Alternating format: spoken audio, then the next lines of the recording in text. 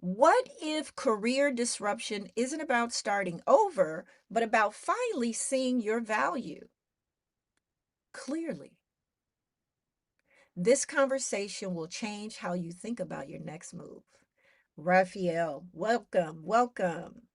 Thanks, Selena. Good to see you.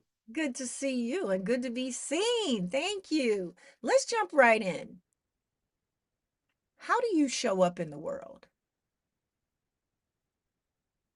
I love that question, Selena.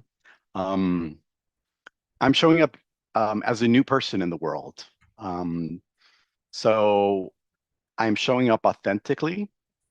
I'm showing up in service. And I'm showing up in a way that is bigger than it ever has been for me in the past. I can hear a lot in your voice in answering that question, like a deepness. Um, Tell me more. Tell me more, because it feels like there's a journey that led you here. Tell me about the journey. Yeah, absolutely.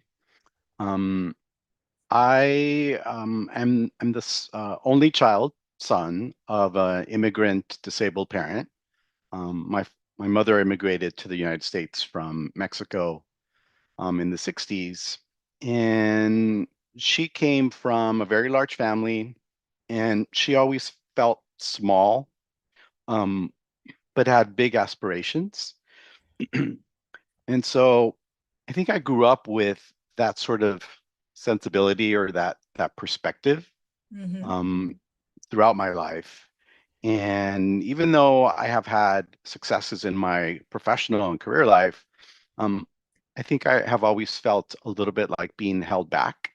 Mm. And that was one of the reasons why I decided to work on this book, on my book project. Ooh. And the book is all about this transformation of your career, but not by starting over like many books talk about. Many books talk about uh, reinvention.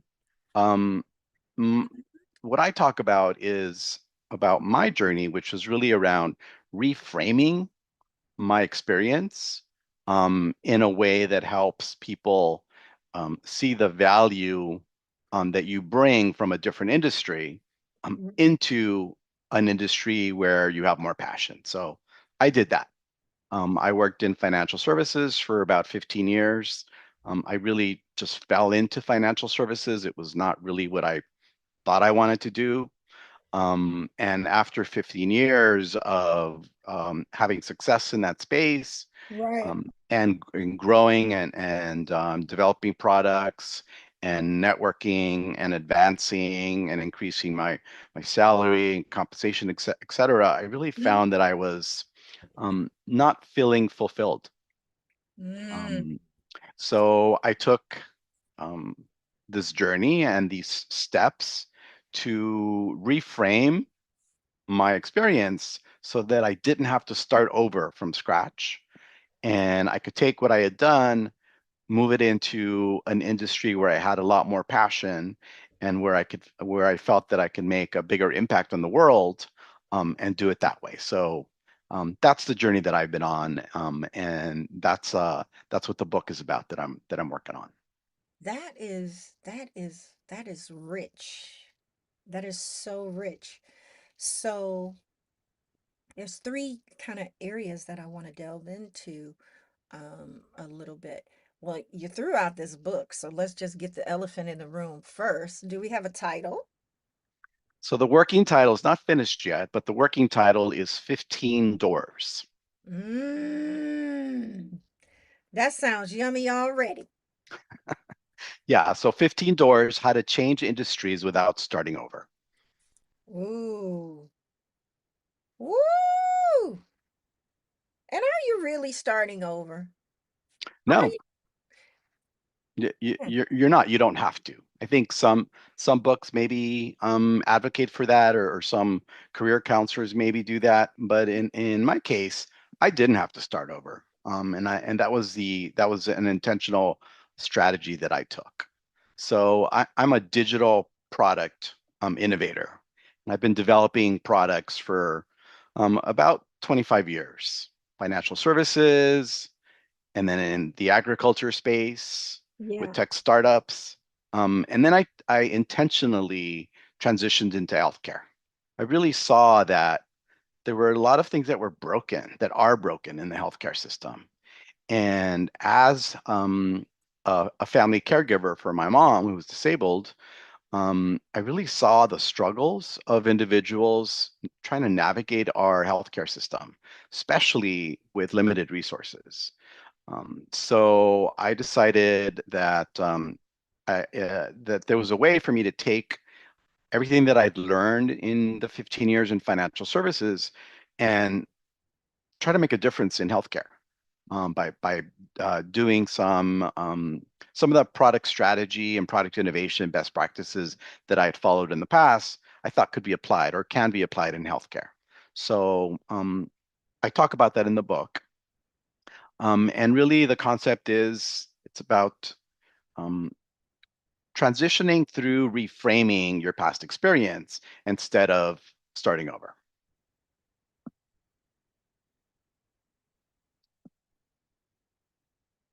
I love this. Woo, it gives me chills because I can feel the passion that you have for this and the love and care that you have for your mother. How is your mother doing? So my mom did pass in 2019, right before COVID. Oh my. Um, she had a good life, and I think the caregiving aspect that I stepped into very early in my life Mm-hmm. um, was a way to give back to her, to show her um, how I cared about her and loved her, and to honor her, and to honor her sacrifice in terms of coming to this country, really for the purpose of exploring, Mm-hmm.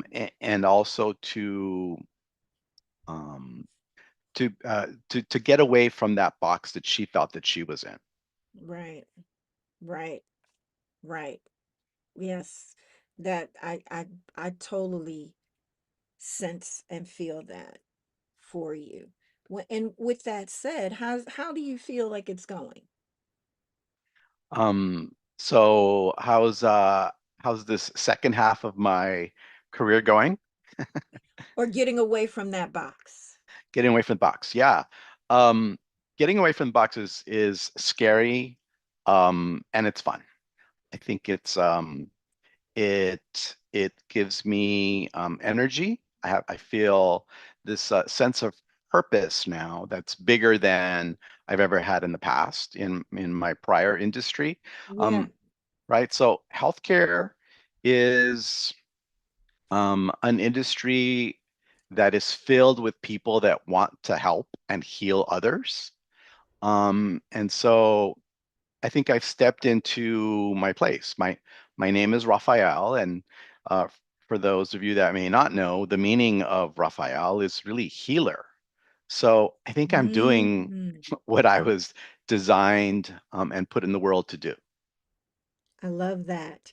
I love this so much for you. The fact that as we go through life and continue on our journey where we're supposed to be, we end up I believe that. And I love this for you and having the opportunity to have this conversation with you to learn more about your journey and this new path that you're on. Because I feel like the journey has, just different paths. The more that you stay on it, it'll take you down this path, it'll take you down that path. It's like, oh, and 15 doors sounds so apropos.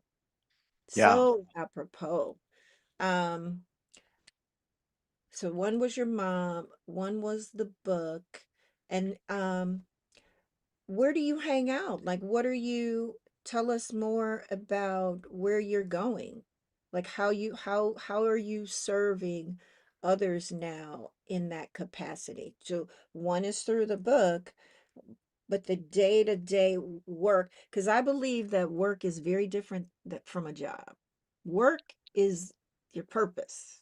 Right. When you're in your purpose, it never even feels like a job. Right. So tell us what that looks like for Yeah. So, um, it's sort of my day job now as the founder of Bold Digital Health, which is my fractional um, consulting company. Um, I help healthcare organizations, specifically mid-sized or smaller hospitals or health systems, um, independent physician practices, state and local health departments.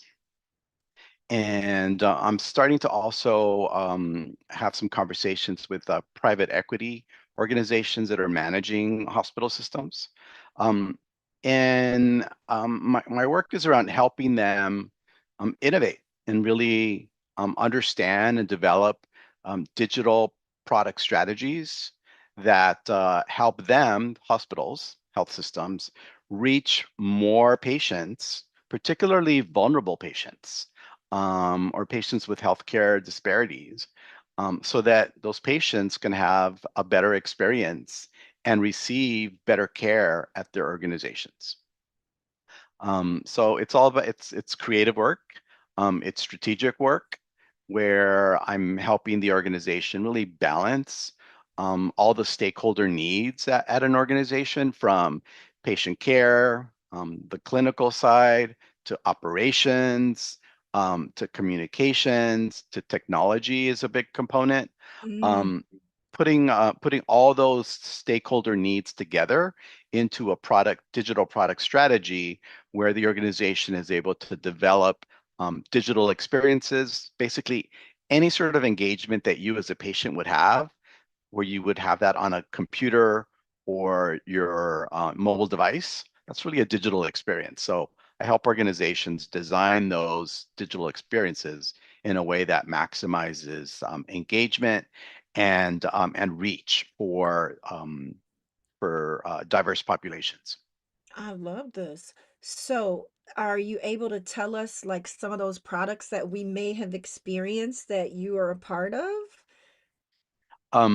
So I think the more consumer side of products that I built have been more on the financial services side. So I've Mm-hmm. worked for products that are still being used today that were built probably 15 years ago. So millions of customers have interacted with some of the products that I've built. On the financial services side, it's more specific to the specific organizations that I've worked with. So Mm, it's much narrower. So probably not something that most of the audience today would have used. Most recently, I worked for an organization called City of Hope, which is one of the national cancer institutes out in Southern California, where we worked on products and services for patients that had just recently been diagnosed with cancer. So that was very fulfilling work.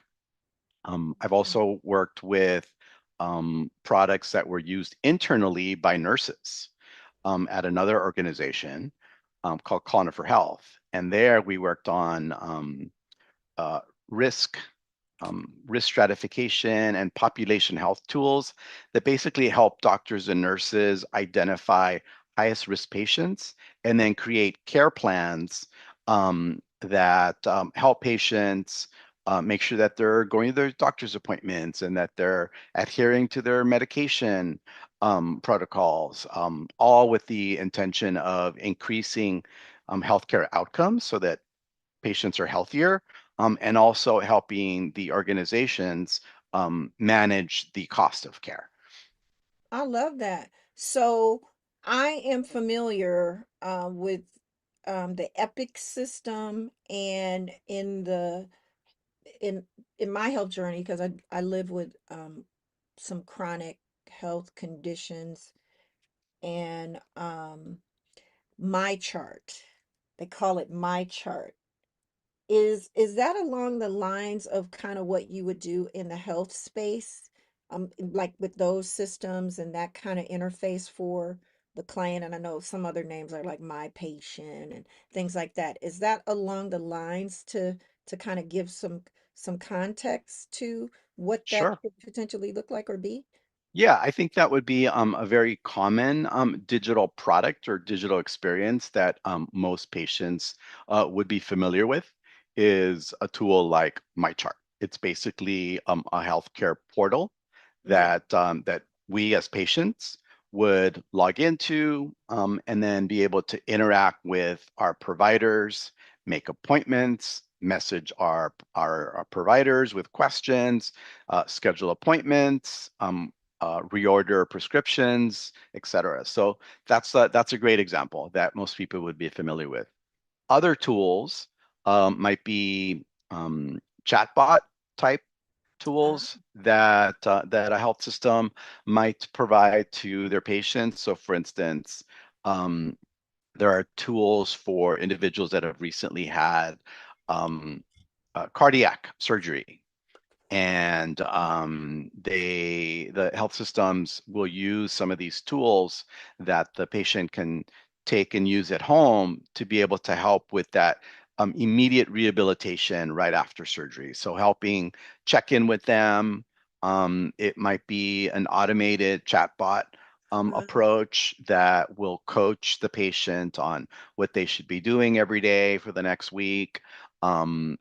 Also checking in with them in terms of any symptoms that they might be having, making recommendations for them in terms of when they should call their doctor if they're having a particular symptom that might be problematic. And so that would be another example. And wow. then there's also tools that health systems use internally. So maybe a physician portal that would be used by between providers and insurance payers, or tools that nurses and doctors might use every day to interact with each other and discuss a particular patient case. So it's basically any sort of computer-based, mobile phone-based engagement with how care is delivered. I love that. I love that. What product are you most proud of? Um, I think I'm most proud of the work that we did at City of Hope, which is where we used AI really Mm, to accelerate um, the speed at which we were able to care for patients mm. that had recently received a diagnosis.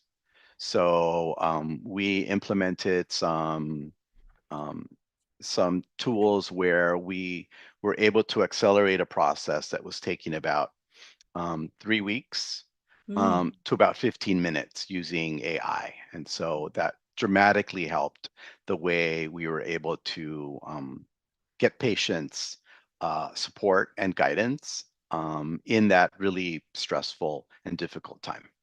Absolutely. That's like, woo, that feels like total game changer. I'm actually having a sleep study done on Friday.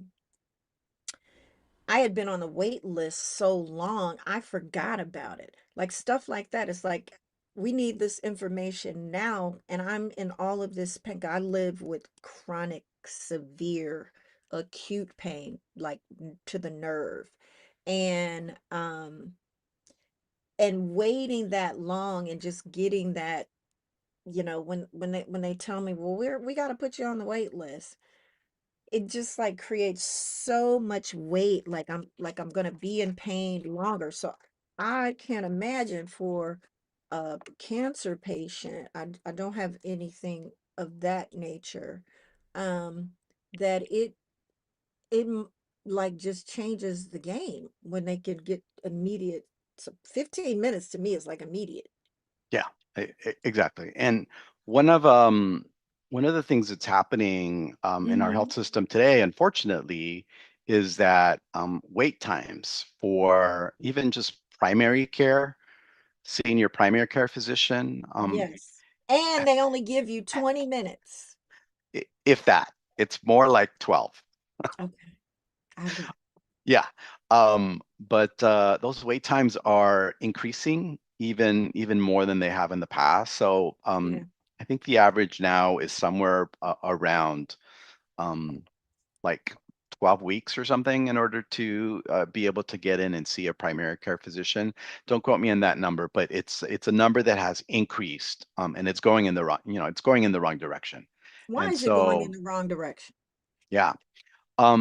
There has been for many years a lack of primary care providers just available, and that issue is even exacerbated even more in rural areas. Mm, So just there aren't enough physicians to go around for the level of service needs that we have across the country, particularly in those rural areas or in those areas where um, uh, there aren't enough specialists. yeah. Yeah, so it just takes longer to get those appointments. There are um, physicians and clinicians just kind of in general that are beginning to leave the health system. I think the numbers have increased Okay. because of burnout, administrative burden, um, Uh, and so we're going to continue to have those issues. And so that's one of the reasons why now more health systems are using more nurse practitioners or physician assistants as a part of the overall care team. That's a way to be able to still be able to see patients with, the fewer MDs around. Understood. So what are some ways that, in your opinion, that patients can advocate for themselves in this healthcare system and what that looks like now? Because me personally, I was in a space where I wasn't feeling seen and heard, and like I'm fighting to be seen and heard. You know what I mean? Exactly. And so that's why I'm doing this work. Where I really focus on projects and opportunities and work with healthcare organizations that understand and want to amplify health equity at their organizations. They want to organizations that see a need to reach broader populations in a Yeah. way that where they can be seen and heard. Um, and so that's why I'm doing this work, and it's exciting. On the patient side, what I tell individual consumers, right? We're all consumers of healthcare. Right. Um, Healthcare organizations need to do their side. Also, us as consumers, we really need to do our side and prepare. So there are three basic things that I tell consumer patients to do. So one is prepare and speak up, right? So track your symptoms before you go to your doctor's appointment. Write Okay. some questions down. Um, when you're at a doctor's appointment, clearly express your concerns and your questions. Um, and now with AI and many of the digital tools, it's much Mm-hmm. easier to get some guidance ahead of time to help you sort of think about what to ask Yeah. before you go into your doctor's appointments. The second thing that I suggest is really use the community. Mm. Get support from others that are having your experience. So learn from others' lived experiences. So there are communities like patientslikeme.com is a great portal where patients can log in, interact with other patients that have various conditions, and learn from them. Learn about treatments, learn about clinical trials, ask questions about symptoms, Yeah. and that really, I think, prepares patients to be able to have more informed conversations when they walk into the doctor's office. And then the third is really exercising your rights. You do Yeah. have rights as a patient consumer. So if, for instance, there's some treatment that has been denied, Mm-hmm. appeal it. There's an appeal process that you have a right to. Seek second opinions, right? So don't take the word of one physician that has seen you for 12 minutes to Okay. to give you a full perspective of what's possible for you and your treatment. Ask to see another specialist in that area that can help validate or give you some a broader perspective or a different perspective for what might be possible. So those are the three things: prepare and speak up, use the community and others that are having your similar experience, and then exercise your rights. I love that. These are great. And you threw out a great resource, me.com, me.com. No, the community portal that I mentioned is patientslikeme.com. Oh, patients like me. Yeah, Patients like me.com. that's right. I love that. Are there any other resources of this nature that could be helpful that you might be able to share with us? Yeah, so I'm a digital guy, right? So I'm always looking at new digital products. Yeah, I think one of the things that is really exciting and important that I've seen over the past probably 3 years is a growing emphasis in women's health. yeah, Um, it's an area that has been chronically underserved for many, many years. And so it's good to see that there's a lot more tools. So tools like Clue. So it's available at helloclue.com. So CLUE, right? HelloCLUE.com. It's a tool that helps women really monitor and track symptoms around their menstrual cycle. oh, There's another one called flow.health. mm-hmm. Um, Kindara is a fertility and cycle tracking tool. Kindara. And so there's a lot more tools. There's some around breastfeeding.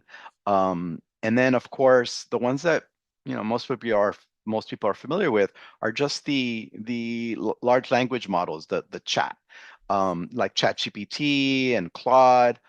Actually, both of those have recently been upgraded with security, and those are now HIPAA compliant. So HIPAA is one of the rules, the regulations that helps protect our health information.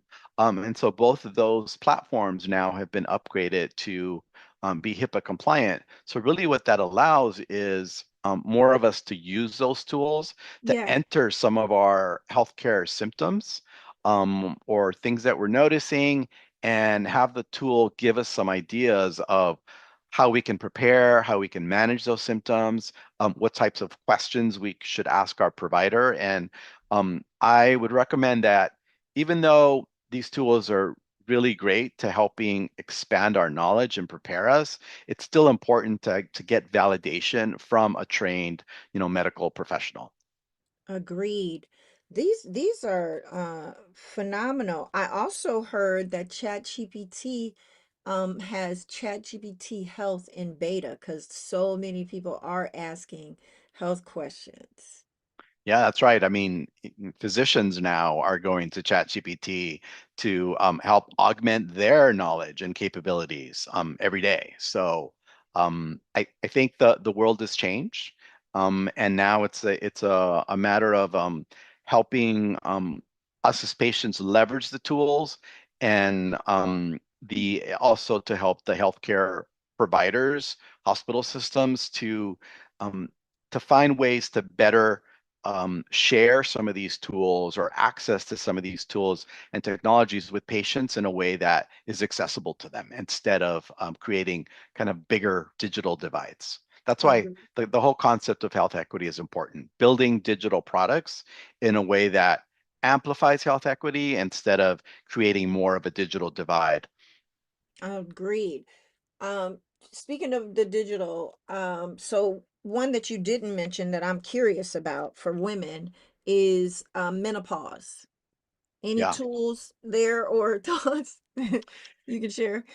I don't have any specific tools. You can check out some of the ones that I mentioned, like flow.health or helloclue.com or Kindara. And I think there you might find some resources there that might point to some other tools specifically for menopause. But I know an investor that I chatted with last week, as a matter of fact. She's really excited about the additional innovation in this space. I love it. I love it. I love it. I love it. I love it. I love it. Okay. Um, couple questions that I typically ask, and I'm interested. You may have answered this, but I would love to see how you answer it. Um, I'm known as the disrupt her teacher and coach out in these streets. So I want to know what the disruptor in you had to disrupt. The disruptor in me. I think the disruptor in me um, was stepping out of the corporate shell, right? Or sort of the persona that I found myself operating in a corporate environment. Um, uh, Thankfully, becoming a founder of my own freelance consulting company has given me that additional freedom to be able to work on the types of projects and with the types of organizations that I feel are most aligned with my values and my passion. So I would say yeah, that disruption for me is definitely around um, finding a space, an opening, maybe through changing careers or not changing careers, but changing industries, um, to to allow you some freedom to step out of the box and be a more your more authentic self. What did that take for you? Like, how did you go about that? Did it involve support from other people? Did you go inward? I'm always curious, like, what was the final thing that allowed you to take the first step towards that? What would you say that was? I think sort of the trigger point, and I talk about it in the book, 15 Doors, is that I just got to the point where I was sitting in my office one day in a high-rise building in LA, and I thought about how, you know, I really asked myself, how much value am I providing to the Hmm. world Yeah. in this office, in this chair, in this Hmm. job, in this industry?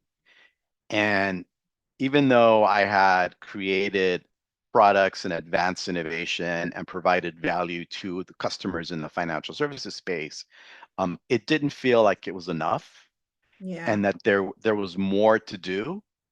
And so just sort of being in that space and in that curiosity and in that moment of question, um, I think that was the moment where it just triggered this confidence that I could do something different, Yeah. and that I needed to, um, and that sort of the world was calling me to do something different. And so that's when I started that journey of transitioning from financial services to healthcare, I love using it. some of those strategies that I talk about in the book. I love this. So you do some heavy, deep work, meaningful impact and cause and effect. I want to know, what do you do for fun? Um, I Innovation, creating new things, experimenting, that's what I do for fun. Aside with, time with my partner and family, travel, going out to nice restaurants and having a good time, socially with friends and family. Um, I really enjoy just innovating. And now with AI, it's so much easier for me as a non-engineer. I'm Mm-hmm. really a business and strategy guy. Yeah. So in the past, as a product manager, I always had to depend on engineers to help now execute and build my vision for a product. But now with AI, I can get so much further on my own without having to rely on an engineer.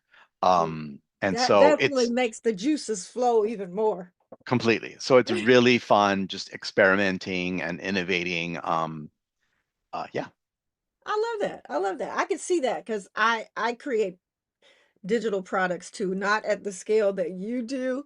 And what my bestie calls it, like, I can systematize things. I can take something and systematize it, and I love that. Um, Where can we find you? Where are you, darling? With the people that want to reach out. Yeah, so of course I'm on LinkedIn, so Rafael M like Mark Lopes, Lopes. I should come right up. You can visit my company website at bolddigitalhealth.com, or go to the book page and sign up to get the first chapter when that's released later in the year. And so that is at read15doors.com. Oh, I love it. Read15doors.com. And who might be looking for you just in case they don't know who you serve? Yeah. Um, I think sort of the with the professional consulting work that I do, it's hospitals and hospital systems, clinics, individual physician groups and practices, and any other healthcare organization that's innovating and wanting to reach a broader, diverse audience of patients in order to grow. Ashe, So ashe. that's on the business side. On the personal side, it's anybody that wants to chat about just kind of the journey of translating your experience and using that to move from one industry to another, which is what I talk about in the book. Oh, I love it. So if y'all didn't track on that, get the book when it comes out. Go to read15doors.com. Is that I say that right? That's right. Okay. Fantastic. I have one more question for you before we go. Go for it. Do you do you have any questions for me? I like to Um, flip the mic. yeah, yeah. Um, so I think the one question for you is well, what are the ways that you are managing and like advocating for yourself in the healthcare system? You talked about your health journey with chronic pain. What do you do? What can you share with the audience about how you have a voice in the healthcare system? That's a beautiful question and a beautiful mic flip. I love it. And it's right in your lane. Um, I there are a number of ways. I create my own what I call self-love tribe. So that's part of that is my healthcare team. I have a psychologist. I have two psychologists. I'm also going to be getting a psychiatrist. I like innovation as well, and a big thinker. And so I wanted to build another name. Some people might call it like your board of directors and things like that. So self-love care is the lane and the lens that I come from, because I did not do that for myself. So I am intentional about creating the support that I need for me to be me, to show up to be me. I also lean into personal development and investing in myself so that the work that I do is me that's meaningful for me.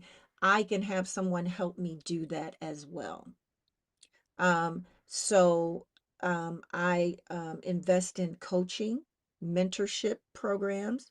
The way we met, Arlen Hamilton is a mentor, and then I'm in another coaching mastermind program with Rachel Rogers. Is no secret, most people know that. The Hello Seven community. I'm also a certified Hello Seven coach, so that I could do the work that I want to do also and serve and be supported. Those are some of the key ways. Um, yeah, those are some of the key ways. Great. Absolutely. Thanks And for my sharing. friend group. Friend group is important, but all of those communities allow me to be seen and heard and have a voice in the conversation, especially with my healthcare providers. I seek specialists. I have my primary care, and so that's how I roll. Yeah, heavy into that number two item that I talked about earlier about really leveraging community, right? We're not on our own. In order to have a voice, it's good to have others that share that voice and that experience. And together, I think we can all feel empowered. Absolutely, because you don't feel so alone. Community care is key. Yeah. It's absolute key. Raphael, thank you for your beautiful time. Is there anything else you would like to share before we go? No, thank you. So I just want to thank you for inviting me to this conversation, Selena. It's been a pleasure. Thank you so much. Thank you for showing up and saying, Yay! Well, that's our time. Until next time, you know what I want you to do? I want you to take self love care.